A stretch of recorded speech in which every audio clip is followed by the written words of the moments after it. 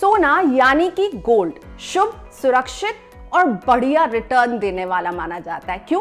क्योंकि हर कुछ समय के बाद आप ऐसी हेडलाइन जरूर देखते हैं कि आज सोने ने रिकॉर्ड लेवल्स हाई को छुआ है। जैसे कि अगस्त 2020 में 10 ग्राम सोने की कीमत जो थी वो 56,000 के लेवल्स पर थी। ये ऑल टाइम हाई थी। और जब भी सोना ऑल टाइम हाई पर होता है तो मेरे जैसे और आपके जैसे कई लोग हैं जो अफसोस करने लगते हैं, अरे पहले खरीद लिया होता सोना तो आज इतना अच्छा मुनाफा मिल रहा होता, अब क्या खरीदे, इतना महंगा हो गया है, कैसे खरीदे, कहाँ जाएं। तो आज आपके इन तमाम सवालों का जवाब मैं दूंगी आपको। मैं हूं प्रियंका संभव, आप देख रहे हैं मनी 9। इस तरह के वीडियोस अगर आपको पसंद आते हैं तो मनी 9 के यूट्यूब चैनल को सब्सक्राइब करना ना भूलें।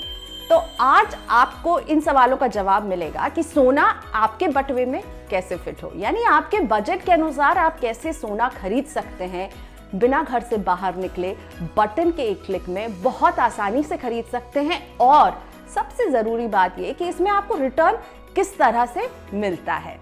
तो सोने की जो सबसे बड़ी बात जो स्टैंड आउट करती है वो ये कि हमारी बॉलीवुड फिल्मों में आपने भी देखा होगा कि कई बार जो है माएँ जो है वो अपने सोने की कंगन को रखती हैं गिरवी मुनीम जी के पास, एक खड़ूस से मुनीम जी के पास, और उधार को चुकाती हैं। लेकिन ये बहुत ओल्ड फैशन लगता है ना। अब कहाँ मुनीम जी वो वाले होते हैं, खड़ूस वाले। और वैसे भी वो सोने का कंगन कितने भारी होंगे, 10 ग्राम में तो आएंगे नहीं। और अगर 10 ग्राम की कीमत जो है 50-55 हज़ार है, आप एक कंगन जब खरीदने दो जाएंगे तो कितना खर्चा करना पड़ेगा, फिर उसे सेफली कहाँ रखें और फिर उसे गिरवी रखने के लिए कहाँ जाएंगे। तो इन सब झंझट से दूर मैं आपके लिए ऐसे गोल्ड के ऑप्शंस बताने वाली हूँ जो बहुत आसानी से आपके पास रहेंगे।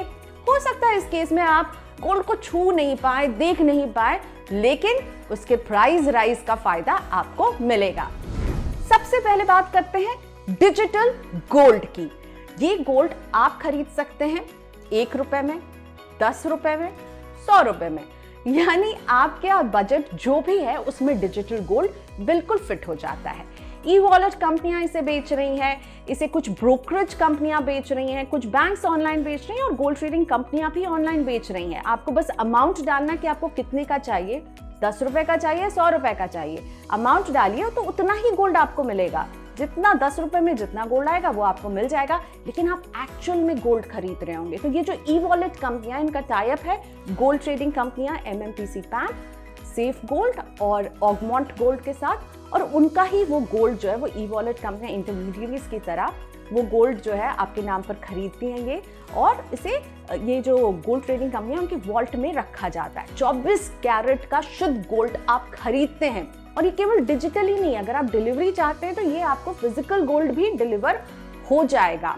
लेकिन डिजिटल गोल्ड में ये बात समझिए कि इसके साथ आपको कुछ अतिरिक्त चार्जेस देने होंगे, जैसे कि 3% GST। तो 100 रुपए का अगर आपने गोल्ड खरीदा है तो उसमें अगर आप 3% GST दे रहे होंगे तो 103 रुपए के आसपास का वो गोल्ड पड़ेगा। और इसी गोल्ड को जब आप बेचने जाएंगे तो आपसे ये कंपनियां कुछ चार्जेस वसूल रही होंगी। 3 से 6% का एक management cost, storage cost, insurance cost आपसे वसूला जाएगा, जिसे कहा जाता है स्प्रेड। तो यानी आपने 100 रुपए का जब सोना खरीदा तो आप पे कर रहे होंगे 103 रुपए, और इसी 100 रुपए के सोने को जब आप बेच रहे होंगे तो 3 से 6% के इस कॉस्ट को अगर हम कैलकुलेट करें तो मान लेते हैं अराउंड 97 रुपीज पर आप बेच रहे होंगे।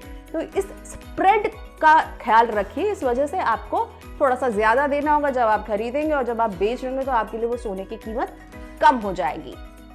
एक और बात जो डिजिटल गोल्ड में खटकती है वो ये कि अभी तक कोई रेगुलेटर नहीं है डिजिटल गोल्ड का। ये जो कंपनियां, इनके इंडिविजुअल पॉलिसीज के हिसाब से ही रूल्स और रेगुलेशन है।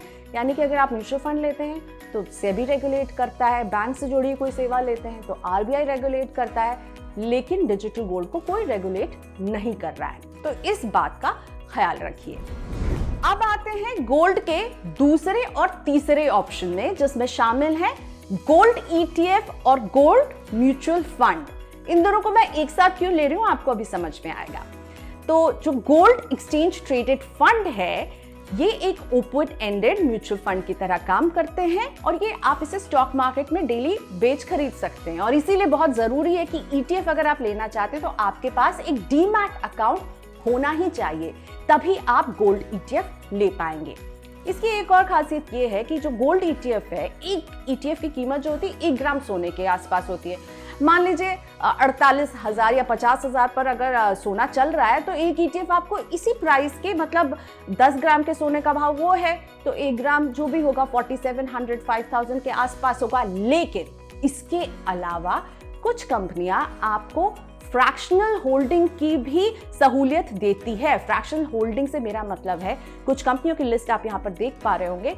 ये कंपनियों के देखिए ETF के भाव क्या है, 40 रुपए के रेंज में है, 43 रुपीस के रेंज में, यानी ये फ्रैक्शनल ओनरशिप का आपको मौका देती है। तो चाहे गोल्ड किसी भी लेवल पर हो, आप केवल 43 रुपीस में भी एक गोल्ड ETF खरीद पाएंगे। लेकिन डीमैट जरूरी है, और इसके साथ आपको, क्योंकि डीमैट है, आप इसे बेचेंगे खरीदेंगे तो करीब 1% तक का ब्रोकरेज चार्ज जो है एडिशनल आपको ETF में देना पड़ता है।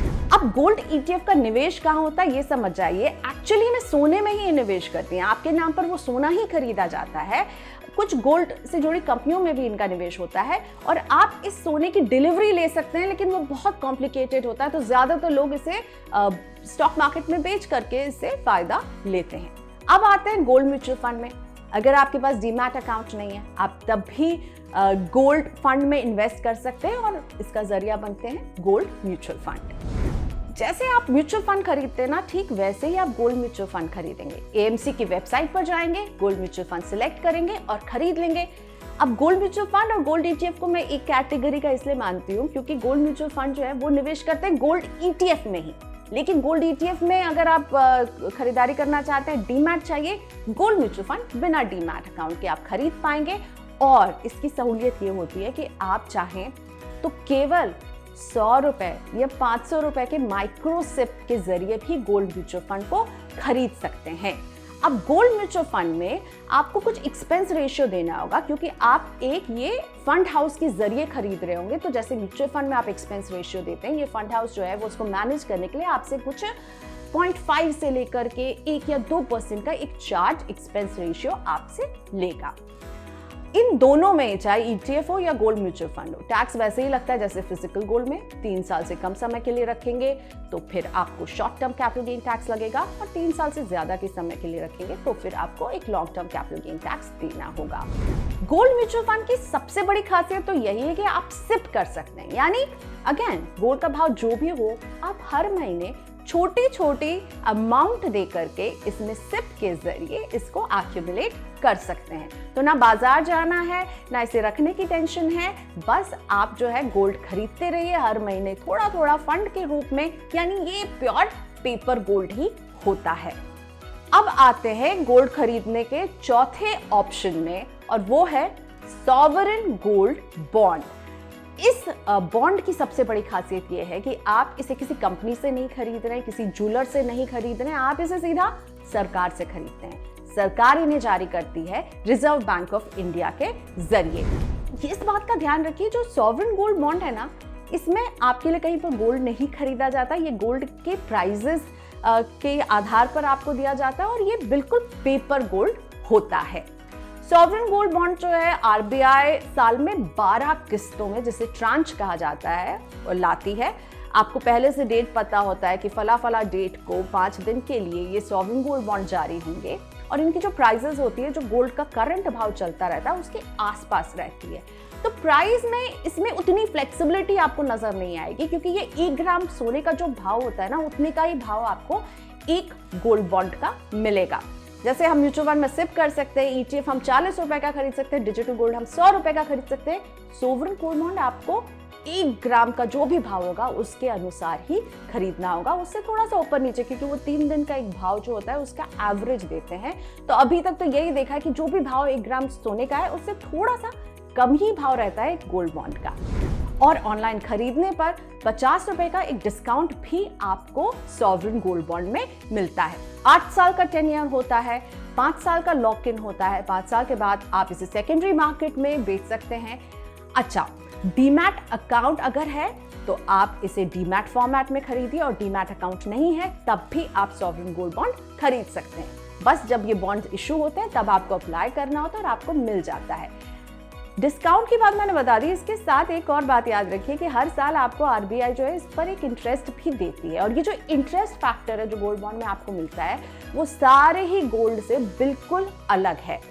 अब मान लेते हैं कि मान लीजिए जो भी गोल्ड का प्राइस है वो इतना बढ़ा कि आपको 10% के भाव से जो है वो इजाफा उन गोल्ड के प्राइस में मिला है, तो वो जो 10% का जो आपको बढ़त मिल रही है गोल्ड के प्राइस में, उसमें आप ऐड करेंगे 2.5% का इंटरेस्ट भी जो हर साल आपको मिलेगा। ये सिंपल इंटरेस्ट होता है लेकिन आपको मिलता जरूर है।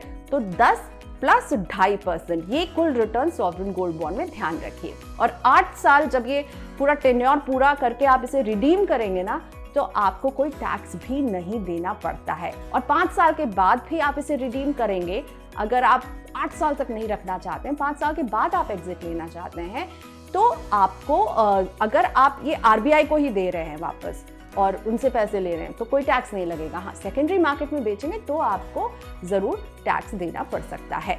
तो ये बात हुई 4 तरह के गोल्ड की हमने बात की है। अब आपको लग सकता है कि क्या मैं सॉवरेन गोल्ड बॉन्ड को लेकर थोड़ा सा बायस हो रही हूँ, क्योंकि मैं आपको बता रही हूँ कि आपको प्राइजेस का भी फायदा मिलेगा, इंटरेस्ट का भी फायदा मिलेगा। तो नहीं, बिल्कुल नहीं, मैं बायस सिर्फ इस बात का रखती हूँ कि आप सही डिसीजन लें। और इसको लेने के लिए एक ट्रिक मैं आपको दे सकती हूँ, वो ये कि आप सॉवरेन गोल्ड बॉन्ड तब खरीदें जब आप 8 साल तक अपने पैसे को लॉक इन करके भूल सकते हैं, तो यानी लंबा समय है। तो अब अगर आपका बजट कम है, आप एक साथ लमसम निवेश नहीं कर सकते हैं गोल्ड में, तो गोल्ड म्यूचुअल फंड आप सिप कर सकते हैं, 500 रुपए तक का सिप कर सकते हैं। और अगर आप मार्केट ट्रैक कर सकते हैं, आपके पास डीमैट अकाउंट है, तो गोल्ड ईटीएफ एक अच्छा ऑप्शन हो सकता है। और इसके लिए भी आपके पास बहुत लंबा चौड़ा बजट नहीं होना चाहिए।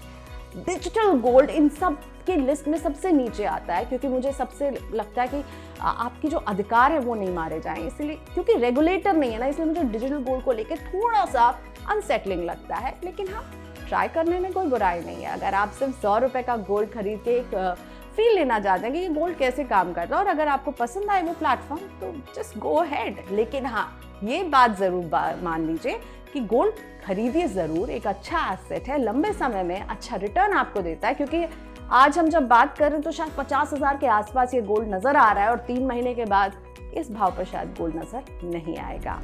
तो थैंक यू, आपने हमारा वीडियो देखा, और अगर आपको मेरा ये वीडियो अच्छा लगा तो Money9 के YouTube चैनल को सब्सक्राइब करना नहीं भूलिए, और Money9 के वेबसाइट पर इस तरह की स्टोरीज हम आपके लिए लेकर आते हैं ताकि आपके बटुए का फायदा होता रहे।